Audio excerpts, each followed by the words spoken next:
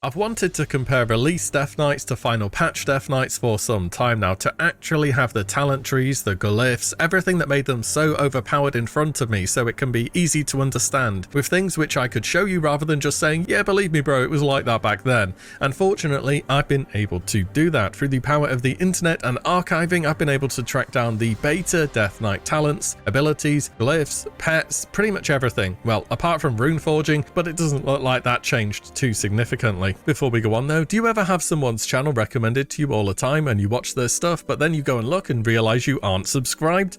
Yeah, me neither, I'd never do that. So moving on with the video. When Blizzard initially announced the Death Knight, they had some set in stone ideas for which spec they wanted to perform in which role, with there even being a release containing a description for each specialization. Blood was a focus on damage dealing abilities increased by their presence. Frost was the tanking tree, no shield needed though, it was planned to use a two-hander instead, and Unholy was the PvP tree focused on summons and diseases. Shortly after, Blizzard re-evaluated and changed all three descriptions. Blood was now weapons, armor and strikes, Frost was counters, control and combos, and Unholy was spells, summons and diseases. A clear divide of what Death Knight spec does what best was not what Blizzard wanted here. This new hero class was going to be able to do everything. Unholy tank? Sure, why not? Frost DPS? Yeah, that could work. Blood PvP? You bet. An article here from 2008 even says, however, by specifically removing terms like tanking and DPS from the talent tree descriptions themselves, it seems like Blizzard is deliberately moving away from pigeonholing any single tree into a single role, and I'd agree with that.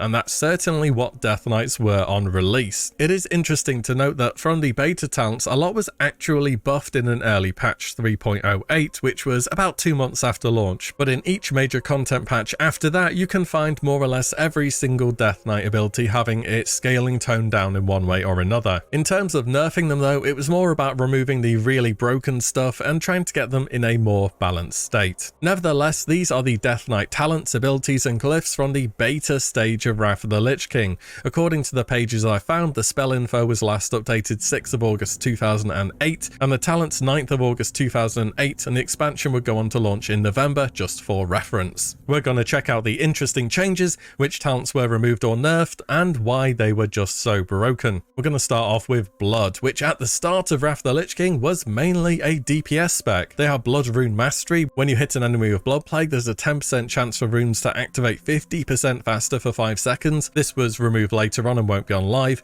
and each talent tree will have something along this line. The chain procs of this could really push your DPS a lot. Blood Aura, it heals all party members for 100% of any healing that the Death Knight does. Blood Presence also increased healing through abilities by 4%, and then you have Mark of Blood, Death Strike, Bloodworms, Dancing Rune Weapon. Death Knights did a lot of healing themselves just passively through playing the game, and you'll see how this starts to stack up pretty fast through other talents. Bloodworms is a 60% chance to proc for 3 to 5 off Death Strike. On live it'll be 9% chance off any melee hit, but it'll only spawn 2 to 4. Vampiric Blood was 50% bonus healing for 20 seconds. Conversely on live that's 15% max health and 35% extra healing. Heart Strike underwent 2 changes during the beta. Originally it was attack that did damage and lowered the target's maximum health by 20% for 30 seconds, and at the time it was said that players may find this confusing, also it just seems really overpowered in pretty much every area of content. In this tree that we can see here, its damage is modified by diseases and makes it so your target cannot benefit from haste effects for 10 seconds, which seemingly puts it into more of a PvP category. In Wrath you can still benefit from heroism in arena, as well as plenty of other effects like icy veins, power infusion and so on. Probably would have had some niche uses in PvE too if it was left unchanged, but it would be changed, and on live it will do a small amount of cleave damage. Perhaps the biggest change in the Blood tree is Dancing Rune Weapon. So each Death Knight end of tree talent ability has scaling with how much runic power you spend on it. Every single one of these was changed. The live version of Dancing Rune Weapon, for example, costs 60 runic power, 1.5 minutes cooldown, lasts 12 seconds, copies your abilities, but does 50% less damage. The beta version was a lot better. It costs 50 runic power, a 1 minute cooldown, a 10-second duration baseline, but it was increased by 1 second by every 5 runic power that you spent on it, and it copied 100% of all of your damage. That's 20 seconds seconds of literally doing double damage, on top of all your other cooldowns you could stack like Hysteria or Heroism, and there was a talent that improved this even more that we're going to look at later on. Blood Presence itself was not changed throughout Wrath the Lich King, and in terms of glyphs, again not really too many to mention. Glyph of Death Strike was used to add a bit more damage to the ability, though it was later buffed to be a 25% bonus instead. Some other noteworthy blood abilities were Strangulate, a 5-second silence, on a 30-second cooldown. Boy does that sound fun to play against. Oh, when it dealt damage, and you could glyph it to have a 50-yard range. Death Knights were truly the anti-caster class. On live it'll have a way longer cooldown and a shorter range, unsurprisingly. Blood Boil was very different too. On live it will deal AoE damage scaling with how many active diseases there are. It used to cause all disease effects on targets within 30 yards to erupt, consuming the diseases, dealing damage modified by attack power, and forcing the target to attack the Death Knight for 3 seconds. On a 15-second cooldown. Yes, that is an AoE taunt on a 15-second cooldown. And wait till later because DKs have another AoE taunt as well. Overall, Blood was a single target physical focused DPS with this odd niche of strong self-sustain, which then could be extended out to their party through Blood Aura. It was a fast-paced, fun spec that pushed huge burst windows during Dancing Rune Weapon and was mainly strong in PvE content. Next up, Frost Death Knights, the tanking spec. Well, kind of, I guess. Frost Presence during the beta increased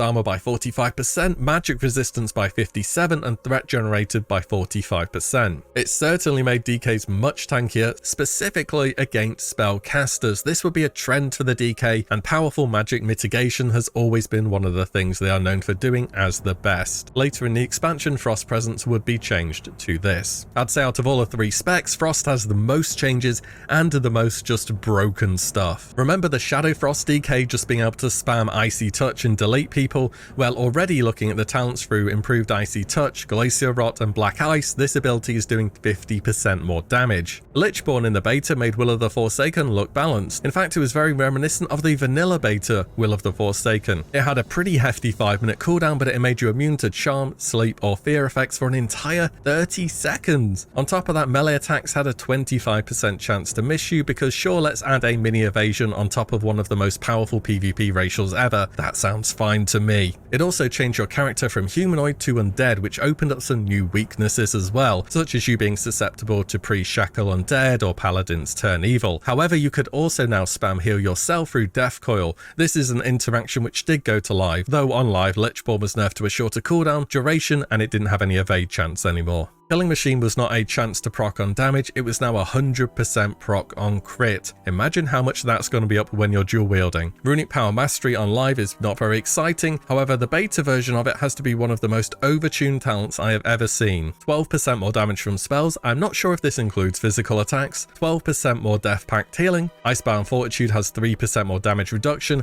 and scaling spells act as if you have 30% more runic power. Remember Dancing Rune Weapon scaling with runic power? This talent would bump its maximum duration up to 26 seconds. There was a glyph to add another 5 seconds to its duration too, but I think this was added after this whole package was nerfed. Frigid Dreadplate had a chance to reduce attack speed instead of chance to be hit. Chill of the Grave made your frost spells generate a huge amount of runic power. Frost Rune Mastery gives a 25% chance to speed up your frost rune recovery for 5 seconds. Frost Aura gave you even more frost resist and reduced party-wide magic damage taken. And Howling Blast was much more of a nuke in the beta. It was on a 30-second cooldown and had super high base damage, and it used to do triple damage to targets with Frost Fever. In this version though, it's only double. Add a Killing Machine proc on top of that and you are going to be deleting entire packs of enemies. On live servers now, it swap place with Hunger and Cold, does less damage, no modifier from Frost Fever, but only has an 8-second cooldown. Merciless Combat does 60% bonus damage to enemies under 20%. On live it's 12% for enemies under 35%. How they ever tested 60% bonus damage for an execute phase, I'm not sure. Frost Strike does 100% weapon damage as Frost, that means if you have a two-hander on and Killing Machine procs, something's going to get one shot. On live it's 55% weapon damage, but it does hit with both main hand and offhand if talented. Hungering Cold at the bottom of the tree scales with runic power again, it costs 10, and it freezes for an extra 1 second per 5 runic power spent. So in PvE, an 18-second CC potentially. In PvP, I'm pretty sure in TBC no CCs can last that long anymore, though it seems seems as though the live version might actually be a little bit better. With all the talents in your Icy Touch, you would be doing 72% extra damage, and if enemies were below 20%, it would be doing 132% bonus damage. Oh, and there's even a sigil to buff it some more as well. Some of the older glyphs which may be of interest include Icy Touch, which makes it do 10% less damage, but generates an additional 10 runic power. That seems like a pretty good trade-off. And Glyph of Frost Strike. Your Frost Strikes have a 10% chance to freeze the target for 8 seconds. I hope that broke from damage, otherwise that sounds really OP. Chains of Ice used to be an actual root as well, with a 20-second cooldown, which is pretty long actually. It says change the target in place for 3 seconds, during which time the target is considered frozen. Quite a nice setup for Frost Mages there actually. The target regains 10% of their movement speed each second after breaking free from the chains. Icebound Fortitude was on a 1-minute cooldown. It made them become immune to stun effects and reduced all damage by 50% for 12 seconds. That's pretty good for a 1-minute cooldown ability. Overall, Frost is in a bit of a strange place between having the tank-oriented presence, a bit of dual-wield influence, hard-hitting nuke attacks, and emphasis on ranged combat. Overall, it's very versatile and does a bit of everything. Finally, Unholy, which is also a mixed bag. Initially, it was seen as the PvP spec, and it did end up being the best at that in time. But early on, much like every other DK spec, it excelled at a little bit of everything. Let's look at the talents first. There were a lot of points put into making your ghoul actually useful, and it was okay.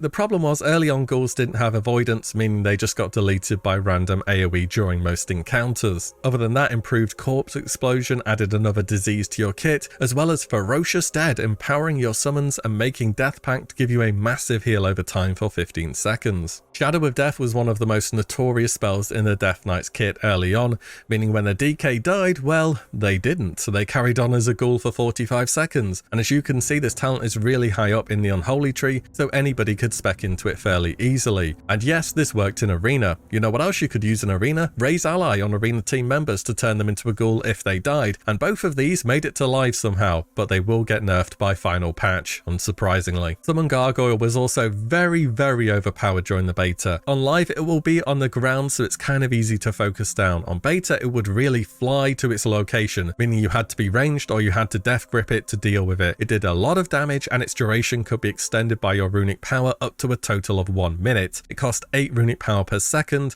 though with cooldowns, it was very possible to achieve its maximum duration. Also notice it's very high up in the skill tree, meaning it was easy to talent into. On the live patch, it's the final Unholy talent, and it is very nerfed, and despite this, it's still super powerful. That's just how good it was back then. We have Unholy Rune Mastery, just like the other two for the other two trees, which increases rune regen. Early versions of Anti-Magic Shell had no damage cap at all, and when you talented into it, you took 0 spell damage whatsoever. You want to know the best bit? It had a 15-second cooldown. 15-second cooldown on a magic immunity. I mean, it only lasted for 3 seconds, but still. Oh, and it also gave you runic power when you took magic damage, which was a very easy way to extend your other runic power scaling abilities to their maximum duration. You could still talent into making your ghoul a permanent pet, however, they had even more abilities back then. The remove ones here were Explode, where they just deal AoE damage and die, Infect, which was another disease that scaled up your abilities, Ghoul Taunt, yes, your pet had an AoE taunt, that seems fine,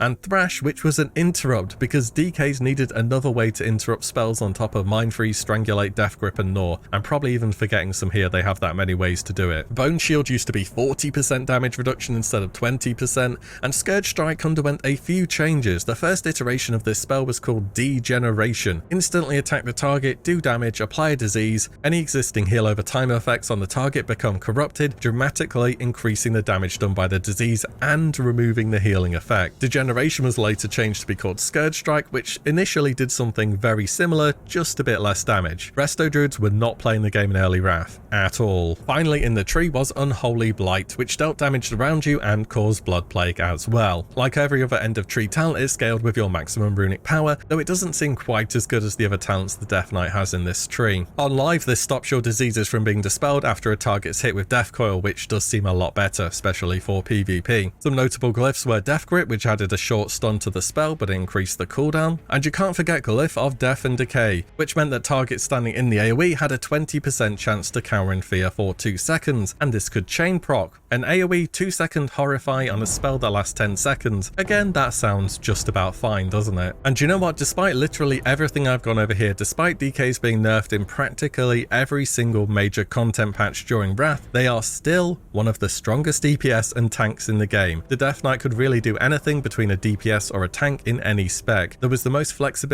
in choosing your talents any class has ever seen ever, and I think ever will in World of Warcraft's history. After all, nothing is OP if everything is, right? Well, unless you're one of the other classes that had to deal with the Death Knight at least, because realistically, you didn't even have a chance. People got Gladiator and blue gear and through spamming cast random macros. They were just on a different level. DKs absolutely deserve the nerfs, they really did, and even if we saw that patch by patch, I think people will get fed up with how OP they are pretty fast. But hopefully this gives you a bit of a better idea of what the Death Knight looked like early on in the game, and how many changes they underwent to get to their final form during Wrath. Of course, I will be doing a video on what to expect from the final patch Death Knights, along with the rest of the Wrath of the Lich King class series, which will happen soon at TM. I hope you enjoyed. Let me know any thoughts or old memories you have playing a DK back in the day. I'm sure there's plenty. You made it to the end. Thank you so much for watching and listening in, and I will see you all in the next one very soon.